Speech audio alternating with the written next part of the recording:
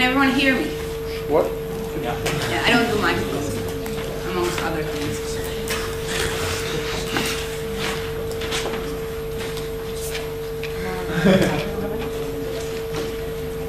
Thank you very much, Madam Chair, for the floor. The first thing that I'd like to state is that it feels to me as though the proposition side are trying to eat the cake and leave it whole. Because on the one hand they tell us, well, we are willing to do anything. We will beat Roy up. We will torture people. But we're not going to undermine bodily autonomy because we think nobody will ever be happy if we do that. I can't quite understand why all the examples they gave us, they then said will never ever happen. If this is the case, I'm not sure what changes under their policy. Except for, oh yeah, we scrapped democracy. I'll talk about that in a second. The second thing that I'd like to say is that I'd love to hear a second proposition explain to us why they think we will still maintain environmental policies when Roy specifically told us that they do not care about the interests of future generations. They do not care about anyone that is not currently living. We believe that they cannot say everything that is important will stay under this model, yet the status quo is somehow not good enough. We would really love to hear what changes. I'm going to have 3 points of rebuttal, and then I'm going to talk to you a little bit about minorities. So the first thing that I'd like to say is that Loïc came here and sort of tried to give us the model. He said, yeah, we're only talking about current citizens. This basically means no environmental policies, no pensions, actually no long-term planning. Because any citizen that lives today would prefer the government to invest its resources in them and their lifelong horizon, rather than say, well, we need to build this road so that it lasts 200 years. I don't care about what will happen in 200 years. I won't be more happy than that. This means we're not going to have any long-term planning. Secondly, what he told us, people will decide what is happiness for them. How does that mechanism work? Do we have a referendum on each and every policy that we want to do, whereby people express what will make them happy? How does that even work? We think that it seems logical to assume that the government would have to somehow translate what the people express as their happiness into a policy. Derek already told you, governments are pretty bad at that already today. This is part of why we deposit that in the hands of the courts. We'd love first proposition to have told us, how does it work when everyone decides what makes them happy, and then somehow something happens in the real world, boy, the government. Lastly, what he told us, well, we won't violate many rights because, you know, we also take the extent that you are heard. Mr. Speaker, if it makes enough people happy for me to keep Eli like now, that is justified. Therefore, we believe enough people in this room are going to be happy after this first proposition if I do that now. Therefore, we will harm bodily autonomy. We will harm other basic rights. Second point, Loïc talked to us about the individual versus society. He admitted himself that today we protect the most important rights. They claim that they're taking every individual into account, and therefore that's fair. Madam Speaker, they are not taking individuals into account. They are taking numbers. I will fill in a number in a survey saying, this will make me 4 happy.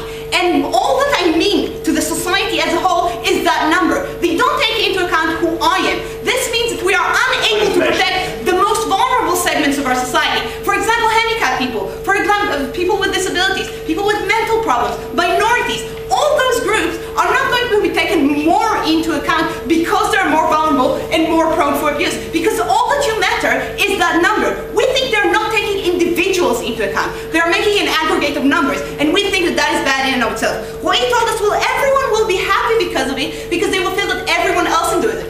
When has that ever worked? When were you happy to pay taxes because you said, well, everyone else have to do it, so yeah.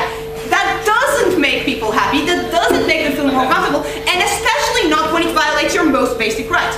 Lastly, we say, and that is the most important thing, and this is where I'm going to set the line in this debate. Madam Speaker, we think we are actually the sensible side in this debate because we want to have both. We think that democracy generally guarantees the fact that you try to cater to the happiness of the most people. We think that while it's true that you vote on a multiple of issues, you actually choose the one that is most important to you, which means that we take into account what factors most to you, and what you wanted that to be part of their logical how do we assess the happiness. So we think that works today. We think on the other hand, democracy protects basic rights. So we strike this nice balance. They can't argue we are for happiness, they're for oppression. We are also for happiness, but we think that happiness needs to take other things into account. This is where we draw the line. They have to defend happiness as the only metric whatsoever. And with that, I shall move into my substantive. Yes? I'm going to ignore everything you misread over there, but in today's world, we are shouting equality but achieving nothing. In ours, equality is actually being taken care into account. How on earth are you taking equality into account unless you assume that equality makes people happy? Look at communism and tell me that equality makes people happy. I don't think that works. I think someone needs to prove that link. So, minorities. First thing I'm going to say very, very simply, they're the most vulnerable group of our society. They're marginalized, they're quite often poor, and most importantly, they always lose in the democratic game. This means that we have to ignore the numbers grid game in order to protect them. We have to take into account other metrics other than the numbers game. What we tell you is that when you try to maximize the total happiness, because you don't take individuals into account, as I've said in my rebuttal, what you do is you just take total of numbers. No, thank you. What you just do is you just take total numbers.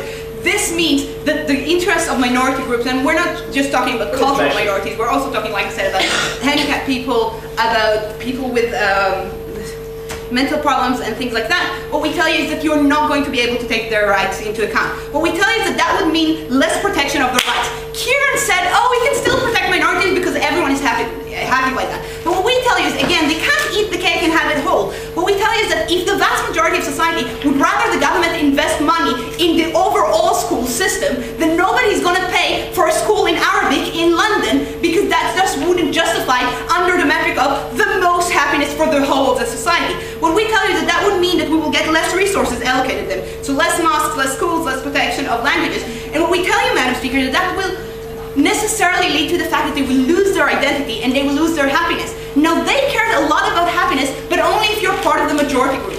We tell you, we think that while we don't get the most happiness for the majority group, we get a lot of happiness for a lot of the groups. We are for Maximin, as what he said in his general Rawlsian assumption. We think that for the most vulnerable people in society, we do owe a special obligation to protect them. Number one, because we are in part very often responsible for the fact that they are the most vulnerable in our society. And number two, because we think that the extent of rights matters no less than the numbers. So at the end of the day, Madam Speaker, we've told you, number one, we got no definitions, no explanations, and actually no ability how this is going to work in what is left to basically change democracy. We told you that it harms individual rights and minority rights. We beg to oppose.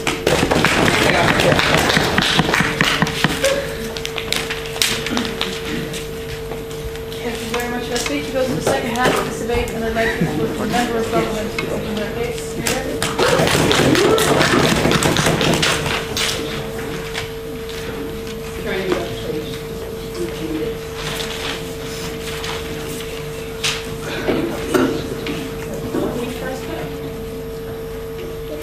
Mr. Speaker, what the debate's been so far is each side cherry-picking examples that suit their own case and their own policy. What we're going to do at Extension is show you why the best policies are most likely to occur under our plan and answer the major questions that the opposition have levelled at the government team about how and why government can and should measure happiness and whether or not it's going to harm minorities and those who are at risk within democracy. Most of my rebuttal will be integrated into my extension, but I just want to ask one question before I get into that. Is the status quo sufficient? Because what we heard from the opening of is that, we sit somewhere between communism and capitalism right now. We've got a minimum standard that no one falls below. Mr. Speaker, we would firstly say this is an absolute fallacy. Right now in our society there is huge inequality, a number of people that live at the fringes without any kind of adequate minimum standard and any type of measures that serve to protect their happiness and protect their utility. We would say that our model is most likely to assist those individuals on the fringes, because an understanding of utility, it isn't simply a numbers, but understanding about marginal utility, that protecting those individuals at the fringes is most likely to contribute to net happiness for society. And we question, Mr. Speaker, exactly how an election serves to protect the rights of minorities and the most vulnerable people in society. We know there is a serious democratic deficit under the status quo, but people with disabilities, people with mental illnesses aren't at the forefront of elections. They don't have the numbers to make sure that their policies and their views are heard. We think elections are fought on a number of issues, and the most vulnerable people simply don't have the ability to get their voices heard. So let's turn now to our extension. We want to ask first, how does government measure happiness? Because there was a real, the opening opposition in today's debate just didn't have an understanding and conception of how government has the capacity to do this. So we understand, Mr. Speaker, that the government doesn't have the ability to understand exactly what each individual wants and and achieve that for them to make sure they get that new handbag or their job they really like. That's not the role of government. So how does government measure happiness? No thank you, and seek to provide this utility for each individual? They seek to maximise opportunity and maximise potential horizons for each individual. That means that each person has the widest possible range of options to them as a result of actions that government has taken. It means they have the ability, Mr. Speaker, to be able to manifest their own happiness and version of what their best life is. So what does this look like? Like our opening said, this looks like government funding for healthcare or education or redistributive tax policy. And to the extent that we do these things now, we think we should absolutely do it more. And what we heard from opening up is that we just can't do it. There isn't a way of doing it at the moment. You know, you're going to need a referendum on every single policy. Well, there is, Mr. Speaker. We currently have a happiness index, which has an objective criteria about what happiness means to each individual. It's things like infant mortality. It's about how long you are likely to live. It's about gender inequality in your society, not just now. We think there is an objective way to measure happiness, and government has the capacity to do so. No thank you. And what we heard from opening opposition was this kind of shopping list of things that this government is never going to have the capacity to do, with absolutely no analysis of why this wouldn't lead to utility. They said, you're not going to have any pensions because that's about the future. We would say for an individual in the short term, knowing that you are going to have a secure retirement and don't have to work for the rest of your life until you die, that's going to help maximise utility because you can plan for retirement and know you're going to have some kind of safety and security. Environmental policy, for example, that isn't just about the long term, it's about the short term, making sure you have clean air, you have water, and you're able to have a productive society. We're not suggesting a huge reduction in autonomy, Mr. Speaker. We think that's unlikely, yes. While this completely new model is lovely, could you please tell us why do you think the government has a right to tell people what measures their happiness? Because you set a set of criteria that isn't necessarily what the people think is happiness. Okay, there are two questions in there. Firstly, we resent the assumption this is a new model. I just named the exact same things that our opening government named. Secondly, we don't think that this is a government telling people what to do. It's about maximising opportunity. Having healthcare so that you're alive, having education so you can read and write, allows people to be able to go and do whatever the hell they want with their lives. It's not about the government saying, this is what happiness means. It's saying, we're going to maximise opportunity for you. And happiness index reflects that, Mr. Speaker.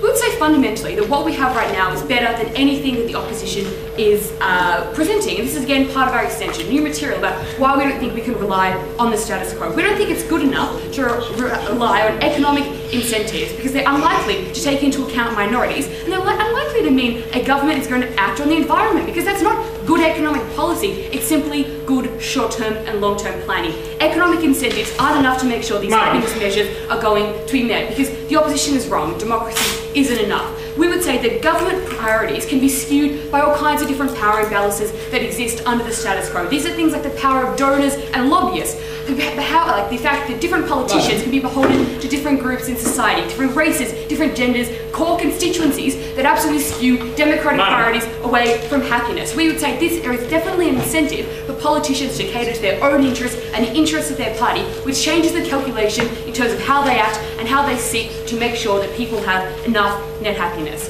What I want to do next is explain how a model for measuring net happiness actually leads to better protection of minorities and vulnerable groups, answering a key question of the opposition and extending our material. We would say that the opposition has presented a very strict and quite basic understanding of utilitarianism. If they'd gone to maybe that second year course instead of the first year course, it's not just about net happiness and the sheer number of people and the outcomes that flow. There is a concept called marginal utility. And we're going to explain that for you now. Hold on. We would say that government measurement of happiness isn't just about sheer numbers and the best outcome for the majority of people. There is an understanding that policies can affect different actors in different ways. So, for example, someone with a disability not having funding for their wheelchair, the huge deprivation and loss of freedom and loss of happiness of that individual outweighs, let's say, a person in society having to pay $20 extra in taxes to help provide that. Happiness and the impact of government policy affects different actors differently. We would say that means the government has an incentive to do things like make sure that disabilities and mental illness treatment is funded. They're going to do things like protect minority languages. And they're going to do things like radically redistribute wealth, because that means that the poorest people who will have that benefit get maximised utility, even if it leads to slightly less happiness for the richest people. We would say our model is much more likely to make sure people on the fringes are protected, while your model, democratic accountability, does absolutely nothing. But secondly, we would say this is definitely in government interest, because government doesn't have an interest in inequality within its society, because all those things that occur lead to decrease in happiness, increased crime, talking about increased fracturing within that society. We would say that measuring happiness and quality of life is in government interest. Mr. Speaker, we